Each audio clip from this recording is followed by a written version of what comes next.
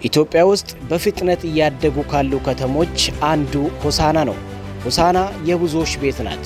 ሆሳና ስር መሰረቱ የሌሞ ዋና ከተማ ስትሆን የወረዳ መቀመጫ ሆሳና ነው። ከዛ በመቀጠል የሀዲያ ዞን ዋና መቀመጫ ስትሆን ከዛ በመቀጠል ደግሞ የማዕከላዊ ኢትዮጵያ ክልል መዲና መቀመጫ ነች። ሆሳና የብዙዎች የብሔር ብሔረሰቦች የእኩልነት፣ የአብሮነት፣ የሰላም ተምሳሌት ከሆኑ ማህበረሰቦች ጋር አብሮ የመኖርን እሳቤን በደንብ የሚያሳይ ነው።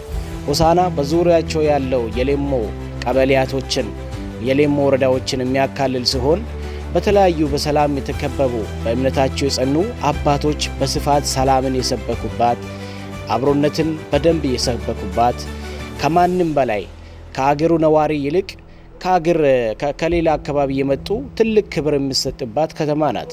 ከተማ አሁን ላይ በተለያዩ ልማት ስራዎች በፍጥነት እያደገ ሲሆን የፌዴራል ተቋማቶች በፍጥነት ወደ ተለያዩ ኢንቨስትመንቶች ቢሰማራ የተሻለ ነገር መስራት ይቻላል።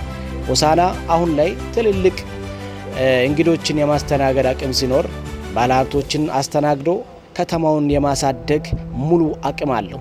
ስለዚህ የመሬት ባለቤትነቱን ሳትነጥቁ ከተማውን በደንብ ማሳደግ የሚቻልበትን የተለያየ አውዶችን ማስተካከል የሚቻል መሆኑን እንድታውቁ እንፈልጋለን። የማዕከላዊ ኢትዮጵያ ርዕሰ መዲና፣ የብሔር ብሔረሰቦች በፍቅር መኖሪያ፣ የህብረ ብሔራዊነት የውበት መናሪያ ሆሳና።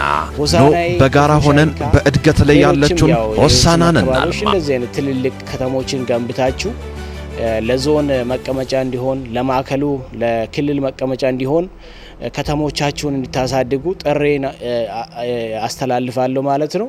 የሌሞ ህዝብ እንግዲህ ለክልል የሚሆን ከተማ እንደዚህ ገንብቶ በጥሩ መንገድ እየሰራ ነው ያለው።